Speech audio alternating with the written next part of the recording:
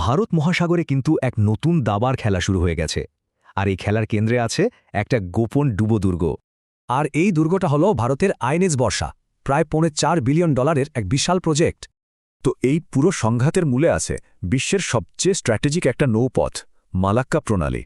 ভাবা যায় সারা দুনিয়ার প্রায় 30% বাণিজ্যিক পণ্য এই সরু পথ দিয়েই যাতায়াত করে। আর চীনের জন্য এটা তো লাইফলাইন।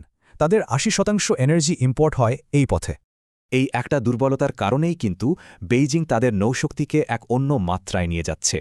চীনের স্ট্র্যাটেজিটা তাই দুইমুখী, একদিকে স্থলপথে বাইপাস, অন্যদিকে সমুদ্রে বিশাল এক নৌবাহিনী।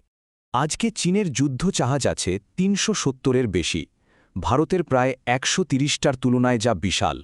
তাহলে ভারত এই ব্যবধান কমাবে কিভাবে? সোজা উত্তর, খেলার নিয়মটাই পাল্টে দিয়ে।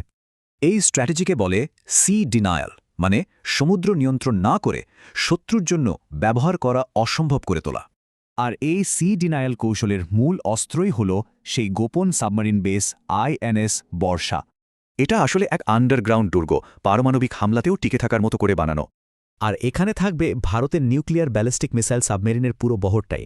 এই বহরের সবচেয়ে বড় তারকা হল দেশে তৈরি অরিহান্ত ক্লাস নিউক্লিয়ার সাবমেরিন। হ্যাঁ, চীনের কাছে নিউক্লিয়ার সাবমেরিন সংখ্যায় বেশি, কিন্তু এখানে সংখ্যার চেয়েও জরুরি হল পাল্লা। অরিহন্ত থেকে যে K4 মিসাইল ছোড়া যায় তার রেঞ্জ ৩,৫০০ কিলোমিটার। এই কম্বিনেশন ভারতকে দেয় সেকেন্ড স্ট্রাইক ক্ষমতা, মানে প্রথম হামলার পরেও পাল্টা জবাব নিশ্চিত। তবে ভারতের কৌশল শুধু এই ঘাঁটিতেই সীমাবদ্ধ নয়, তারা তাদের জিওগ্রাফিকেও কাজে লাগাচ্ছে। নিজেদের দ্বীপগুলোকে তারা নজরদারি আর শক্তি দেখানোর জন্য ফরওয়ার্ড বেস হিসেবে তৈরি করছে। যেমন ধরুন আন্দামান আর নিকোবর দ্বীপপুঞ্জ, মালাক্কার ঠিক প্রবেশপথেই এক ভাসমান দুর্গের মতো। এর সাথে আছে ভারতের অ্যাক্ট ইস্ট পলিসি, যা দিয়ে তারা চীনের উঠোনেই শক্তি দেখাচ্ছে। কিভাবে? চীনের প্রতিবেশীদের সাথে বন্ধুত্ব করে তাদের কাছে ব্রাহ্মসের মতো মিসাইল বিক্রি করছে।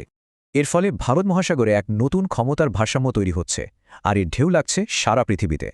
সোজা কথায় চীন চাইছে সি কন্ট্রোল দিয়ে নিজের রাস্তা সুরক্ষিত রাখতে, আর ভারত চাইছে সি ডিনায়াল দিয়ে সেই রাস্তা বন্ধ করতে। তাই এখন প্রশ্নটা হলো, ভারত মহাসাগর কে নিয়ন্ত্রণ করবে, নাকি এই দাবার চাল চলতেই থাকবে?